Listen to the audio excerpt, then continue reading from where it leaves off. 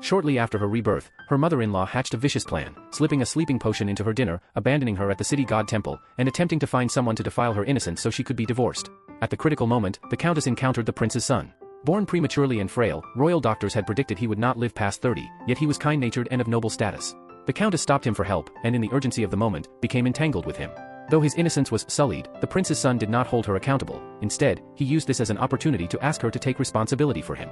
Meanwhile, the mother-in-law's carefully staged adultery hunt turned into a farce involving her own maid, thanks to the Countess's prior arrangements, leaving the mother-in-law humiliated in front of everyone.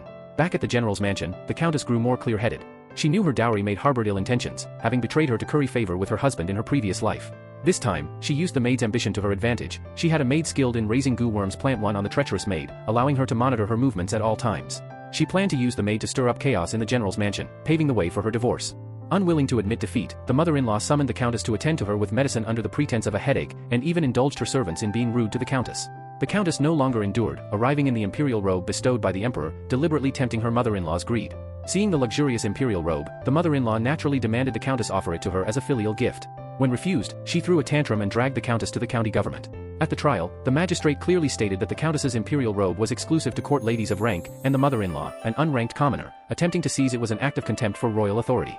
In the end, the mother-in-law was sentenced to 50 lashes for slandering a member of the imperial clan, and the Countess defeated her mother-in-law's scheme once again with the help of the authorities.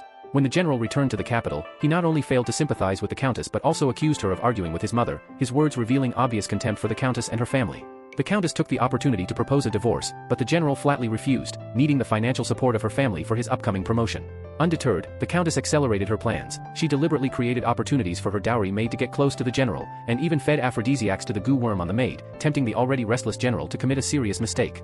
As expected, the general had an affair with the dowry maid. Pretending to be magnanimous, the Countess took the initiative to suggest elevating the maid to concubine status and insisted on holding a grand wedding, deliberately letting the matter spread throughout the capital and making the general a laughingstock. Just as her plan progressed smoothly, the Countess unexpectedly discovered she was pregnant. She planned to wait until the fetus was older, then find a secluded villa to give birth secretly.